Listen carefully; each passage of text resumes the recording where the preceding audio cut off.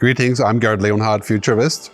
I live in Zurich, Switzerland, and right now we're in beautiful Las Brenas, Lanza, Canary Islands. I work as a futurist, keynote speaker, presenter, TV host, and author.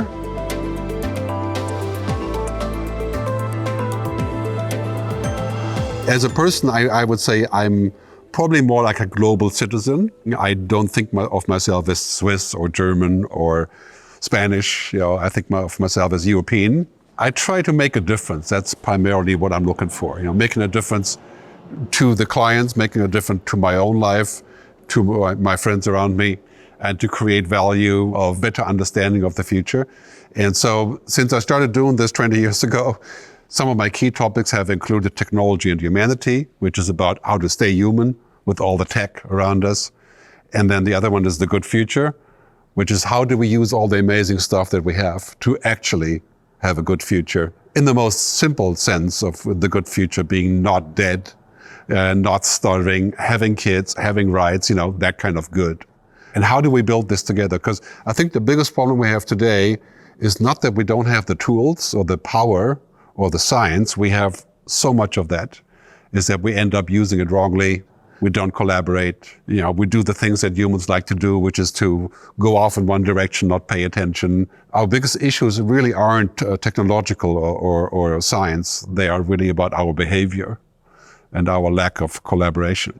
So I'm trying to work on that, and I've started various things in that effect, like the Fork in the Road movement and the Good Future thing, which was shot here in Lanzarote. Now I'm kind of relaunching my environment of how I work with the 4 topics of people, planet, purpose, and prosperity. And that has become the mantra, so to speak, of my work. So it's about people, it's about the planet in the widest sense, ecology.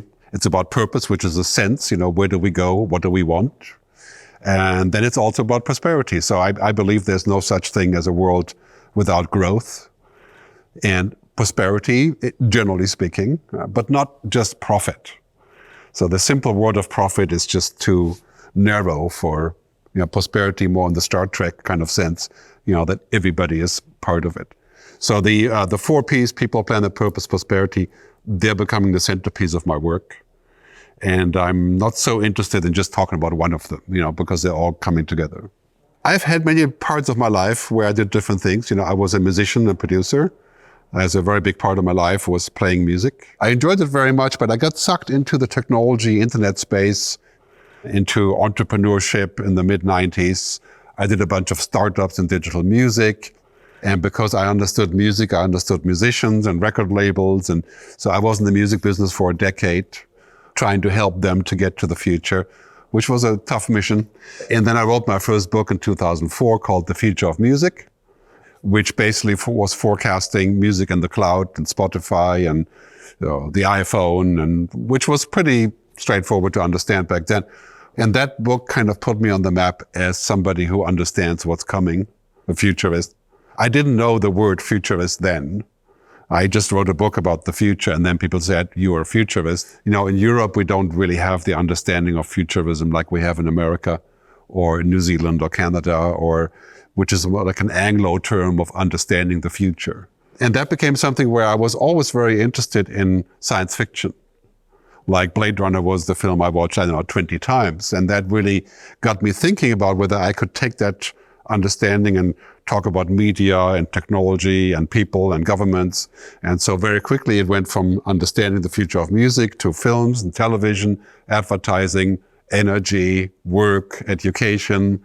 And that became something that I thought I had a good sort of talent for, to understand what's coming. So let me explain what a futurist does.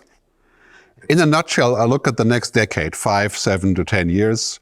I try to understand the trends and the concepts that are happening today, and then go forward 10 years and to find the nuggets as to what is likely to happen.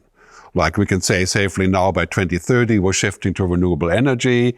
The internet will be 9 billion people. We're going to see all of those things that are like foreboding today, like science fiction. They're becoming reality. Quantum computing and all of those things.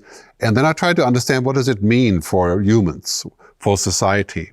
And I use my knowledge and my understanding and my conversations with people to create sort of a foresight So it's important to realize that these aren't predictions because, the more unstable the world becomes, predictions are quite difficult. It's possible, but usually very difficult.